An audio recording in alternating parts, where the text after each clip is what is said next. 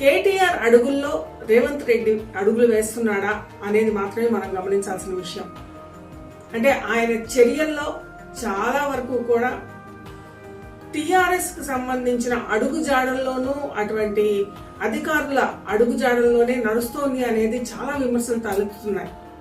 మూసీ సుందరీకరణ అనే ఒక కొత్త అంశాన్ని తెచ్చినట్టుగా ముఖ్యమంత్రి గారు భావిస్తున్నారు. కానీ తెలంగాణ కల సాకారం అయిన వెంటనే హుస్సేన్ సాగర్ లో మంచినీటిని కొబ్బరి నీళ్లులా మారుస్తాము అన్న కేటీఆర్ గారి ప్రయత్నాలు కొంతవరకు సాకారం అయినా కూడా అసలైన మూలాలను మాత్రం నియంత్రించకపోవడం వల్ల ఆ నిధులన్నీ కూడా మురుగులో కొట్టుకుపోయాయి.